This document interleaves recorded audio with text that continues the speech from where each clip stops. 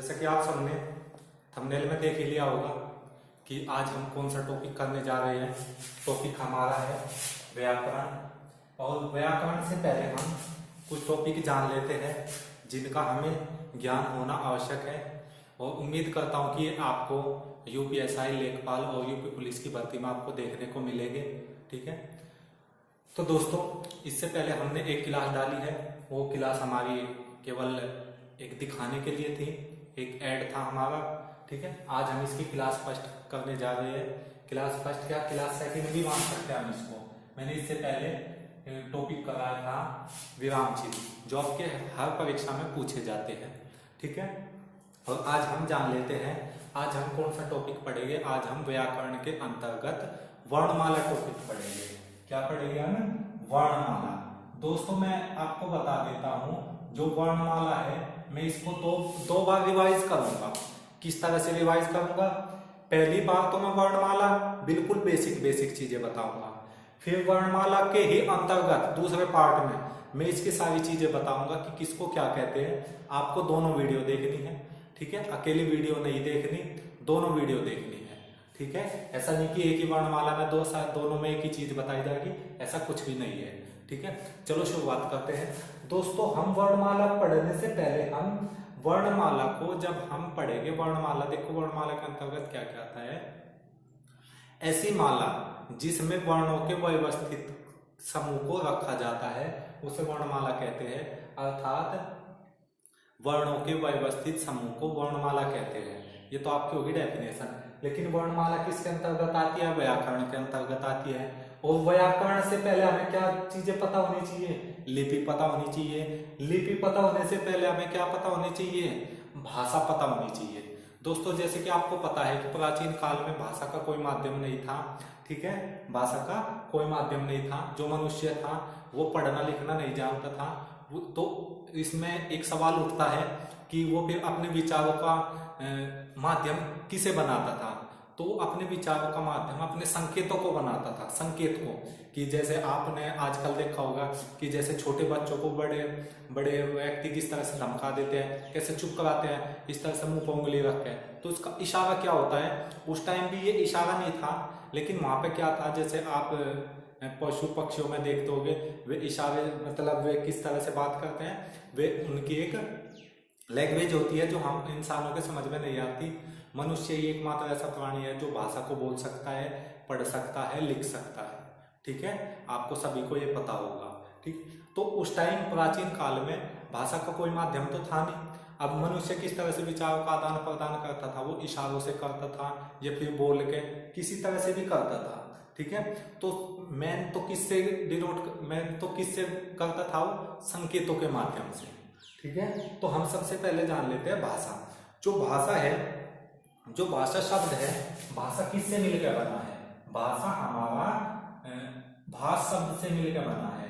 किससे मिलकर बना है? ये भाष शब्द से मिलकर बना है। ठीक है, भाष का अर्थ क्या होता है? मुख से बोले जाने वाला, मुख से बोले जाने वाला, मुख से बोले जाने वाला संकेत, संकेत भी बोल सकते हैं। ठीक है, अब देखो आपने देखा होगा कि गुजरात में अलग भाषा बोलते हैं और आपका पंजाब में अलग भाषा बोलते हैं। ठीक है, और आपने देखा होगा, कहने का मतलब ये अलग अलग राज्यों में अलग अलग भाषाएं बोली जाती है। तो हम उनका क्या करते हैं? हमें कैसे पता चलेगा कि यहाँ पे क्या कौन सी भाषा है और कौन सी बोली है? ठीक है, मतलब बोली भी आपने देखी होगी, अड़े कड़े इस तरह के, ये हरियाणा में बोलते हैं, इत्थे कित्थे उत्थे इस तरह से कहाँ पे बोलते हैं, पंजाब में आपको सभी को पता होगा। ठीक है, तो देखो हम सबसे पहले भाषा के रूप को जान लेते हैं। जो भाषा होती है, भाषा के रूप कितने होते हैं? भाषा के रूप होते हैं आपके दो। भाषा के रूप कितने होते हैं आपके? दो। एक तो होती है आपकी लिखित, मौखिक। सबसे पहले तो क्या होती है आपकी? मौखिक। और दूसरी क्या होती है? दूसरी आपकी होती है लिखित। ठीक है, अर्थात ऐसी भाषा जिसको हम बोलकर या कानों से सुनकर एक दूसरे तक पहुंचाते हैं, उसे बोलते हैं मौखिक भाषा। और लिखित भाषा उसे किसे बोलते हैं? लिखित भाषा, भाषा का वह रूप जिसे हम जिसे हम लिखकर या पढ़कर समझते हैं, वो आपका रूप क्या कहलाता है? लिखित भाषा कहलाता है। दोस्तों ये आज 15 मिनट की क्लास रहेगी, 15 मिनट से ज्यादा नहीं रहेगी, ठीक है। फिर आपके आगे चलती है। अब देखो, आपने देखा होगा कि अलग अलग राज्यों में अलग अलग भाषाएं बोली जाती है। तो मैं एक तरफ तो क्या लिख देता हूँ? राज्य लिख देता हूँ, और एक तरफ लिख देता हूँ उसकी भाषा, ठीक है। जैसे यहाँ पे मैंने क्या करा, यहाँ राज्य और यहाँ पे मैंने भाषा कर दिया। 2 लाइन में कर लेंगे, राज्य और भाषा, ठीक है, राज्य और भाषा। दोस्तों इसमें कुछ इंपोर्टेंट है वो मैं बताता हुआ चलूंगा। जैसे गुजरात में आपने देखा होगा, मैंने गुजरात लिया, गुजरात में कौन सी भाषा बोली जाती है? गुजराती, ठीक है। और इसी तरह से दूसरा है आपका ओडिशा, ओडिशा में कौन सी भाषा बोली जाती है? ओडिशा में आपकी भाषा बोली जाती है उड़िया, ठीक है, जिसका आप देखो। तीसरा है मध्य प्रदेश, एमपी, मध्य प्रदेश, यहाँ कौन सी भाषा बोली जाती है? इसको याद रखेंगे, इंपोर्टेंट है ये, ठीक है। यहाँ पे हिंदी भाषा बोली जाती है, ठीक है, इसको इंपोर्टेंट के रूप में याद रखेंगे। नेक्स्ट बता देता हूं मैं पंजाब, पंजाब में आपको सभी को पता होगा कि कौन सी भाषा बोली जाती है? पंजाबी, पंजाबी भाषा, ठीक है। और नेक्स्ट आपको पता होगा कर्नाटक, कर्नाटक में कौन सी भाषा बोली जाती है? कर्नाटक में आपकी कन्नड़ बोली जाती है, ठीक है। और इसी तरह से आपकी केरल में कौन सी भाषा बोली जाती है? केरल में आपकी मलयालम, मलयालम भाषा बोली जाती है, ठीक है। इसी तरह से तमिलनाडु में आपकी, तमिलनाडु में कौन सी भाषा बोली जाती है? तेलुगु, ठीक है, कौन सी भाषा बोली जाती है? तेलुगु भाषा, ठीक है। सॉरी, ये तमिलनाडु में तमिल भाषा बोली जाती है, तमिलनाडु में तमिल भाषा बोली जाती है। दोस्तों कभी कभी ऐसा होता है कि लिखने में थोड़ी गलती हो जाती है, ध्यान इधर उधर हो। अब देखो हम कुछ देशों के बारे में जान लेते हैं। देश को भी हम राज्य बोल सकते हैं। जैसे आपने सुना होगा जापान में कौन सी भाषा बोली ज्यादातर? जापानी। और जर्मन में कौन सी भाषा बोली जाती है? जर्मनी। तो दोस्तों यहाँ पे एक चीज नोट करने की है, हम जो देश का नाम बताते हैं वो जर्मनी बोलते हैं। दोस्तों मैं आपको बता देता हूँ, जो जर्मनी है, जर्मनी केवल भाषा है, उस देश का नाम है जर्मन, ये आपको याद रखना है, ठीक है। हम ज्यादातर गलती कर देते हैं कि जर्मनी देश, जर्मनी देश, जर्मनी देश, तो वो वहां पे जर्मन होता है, ठीक है। नेक्स्ट आपने देखा होगा कोरिया, कोरिया सुना होगा आपने। कोरिया में कौन सी भाषा बोली जाती है? कोरिया में आपकी कोरियन भाषा बोली जाती है, ठीक है। इंग्लैंड में आपको पता होगा सभी को, इंग्लैंड में कौन सी भाषा बोली जाती है? इंग्लैंड में अंग्रेजी, ठीक है। और ये एक इंपोर्टेंट है, ये आपके यूपीएसआई के पेपर में पूछी गई थी कि श्रीलंका में कौन सी भाषा बोली जाती है? श्रीलंका, इंपोर्टेंट लगा लेगी इसको, इंपोर्टेंट। श्रीलंका में इसके जैसी है सिंगली, सिंगली भाषा बोली जाती है वहां पे, ठीक है। इसको इंपोर्टेंट लगा के चलेंगे। आपको सभी को पता होगा कि फ्रांस में कौन सी भाषा बोली जाती है? फ्रांसीसी, ठीक है। तो इसमें 2-3 इंपोर्टेंट है। तो ये यहाँ पे हमने यहाँ पे देखा, अलग अलग राज्य देखा, अलग अलग हमने क्या देखा? देश देख लिए कि उनमें कौन कौन सी भाषा बोली जाती है। जैसे आपका हमें ज्यादातर ये याद रखना है, मध्य प्रदेश में हिंदी भाषा, केरल में मलयालम, तमिलनाडु में तमिल और कर्नाटक में कन्नड़, ठीक है। फिर इसी तरह से हम देश के बारे में जान लेते हैं। देश के बारे में एक इंपोर्टेंट है श्रीलंका, क्योंकि बाकी तो इन्हीं के नाम से ही रिलेटेड है, ठीक है। तो दोस्तों मैं आपको बता दूं, जो आपकी हिंदी भाषा है, जो आपकी हिंदी भाषा है वो देखो 14 सितंबर 1949 को संविधान ने इसको एक्सेप्ट किया था, को संविधान ने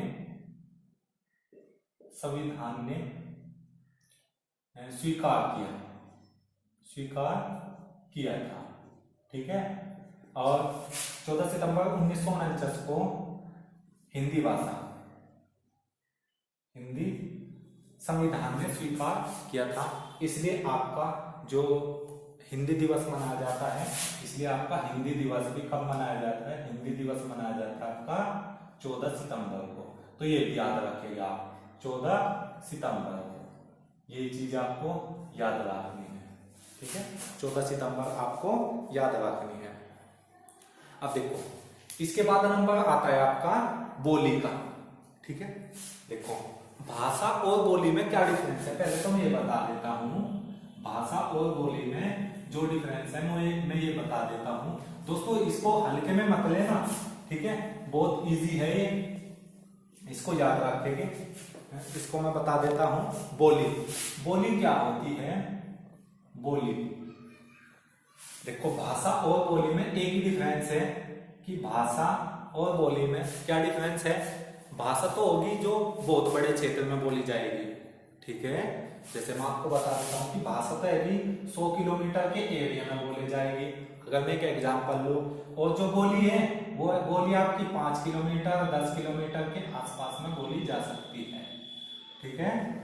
आपको मैं फिर से बता देता हूँ कि जो भाषा होती है, भाषा तो बड़े क्षेत्र में बोली जाती है, और जो बोली होती है वो एक सीमित क्षेत्र में बोली जाती है, छोटे क्षेत्र में बोली जाती है, ठीक है। आपने नाम सुना होगा जैसे ब्रज भाषा सुना होगा ना, तो भाषा को हम बोली कहते हैं, लेकिन भाषा तो क्या होती है, बड़े पैमाने पर बोली जाए, और भाषा के अंतर्गत बोली क्या होती है, वो छोटे छोटे इस पर बोली जाती है। जैसे आपने सुना होगा ब्रज, ठीक है। दूसरा आपने सुना होगा हरियाणवी बोली, ठीक है। तीसरा राजस्थानी बोली, फिर नेक्स्ट सुना होगा अवधी बोली, ठीक है। ये सारी क्या आएगी, बोलियां आएगी। तो मैं कुछ बोलियां लिख देता हूँ, इनको हम ही देख लेंगे।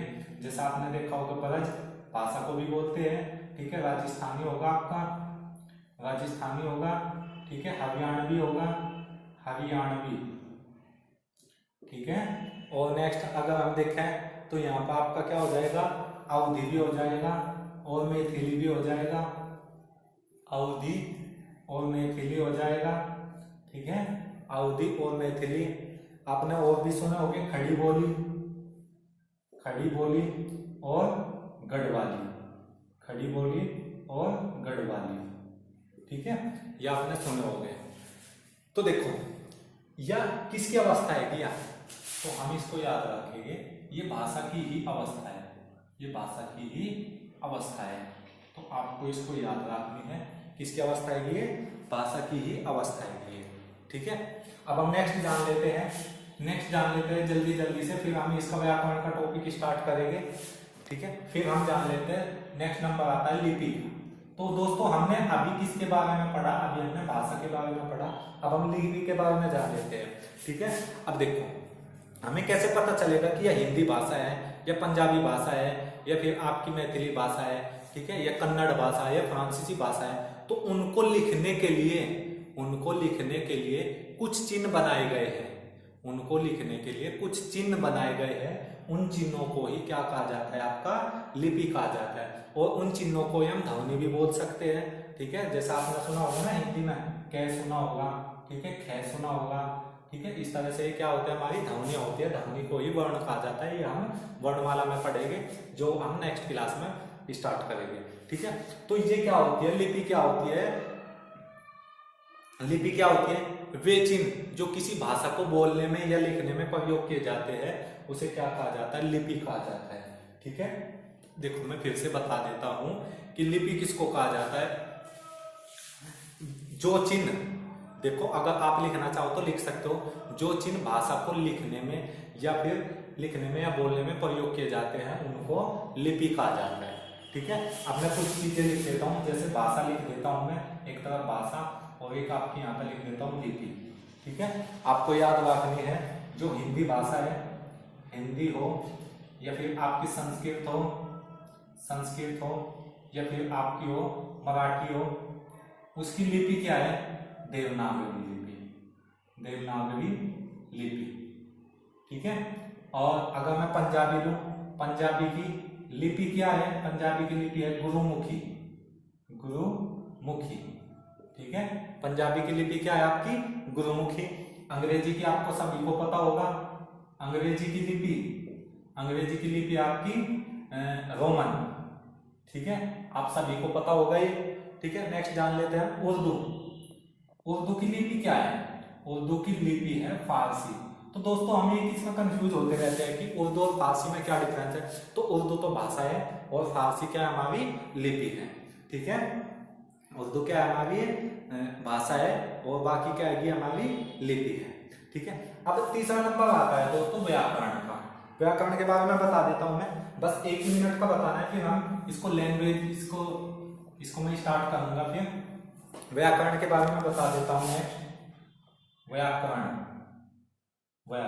दोस्तों, जैसे अगर कहीं पे एक स्टेटमेंट लिख रहा कि सभी खेलता है, सभी खेलता है, या फिर नेहा पढ़ता है। अब देखो इसमें कुछ कमियां हैं, जैसे सभी है, दोनों लड़कियों के नाम है, सभी है, सभी खेलता है, तो स्टेटमेंट ये हमारा सही नहीं है। सभी खेलती है, क्योंकि लड़की है तो यहाँ पे खेलती होनी चाहिए। इसी तरह से नेहा पढ़ता है तो नेहा पढ़ती है होना चाहिए था, ठीक है। तो नेहा पढ़ती है, तो आपको ये कैसा पता चलेगा कि सेंटेंस गलत है या सही है? कोई वाक्य अगर लिखा हुआ है वो सही है या गलत है, तो उसको हम किसके माध्यम से पता करेंगे? हम व्याकरण के माध्यम से पढ़ेंगे। तो दोस्तों, मैं व्याकरण के बारे में क्या बताऊंगा, नेक्स्ट वीडियो में बताऊंगा। और जो व्याकरण होती है, व्याकरण में हम सबसे पहले क्या पढ़ेगा? आपका हमारा वर्णमाला पढ़ेंगे। क्या पढ़ेंगे? तो दोस्तों, आज की हमारी वीडियो कंप्लीट होती है। अब हम नेक्स्ट पार्ट में वर्णमाला पढ़ेंगे, और वर्णमाला में 2 बार पढ़ाऊंगा। 2 बार में जितने भी आपके क्वेश्चन है वो कंप्लीट हो जाएंगे, और आपको किसी बुक से पढ़ने की आवश्यकता नहीं है, क्योंकि सारी की सारी मैं यहीं से ही करा दूंगा। ठीक है दोस्तों, शुक्रिया।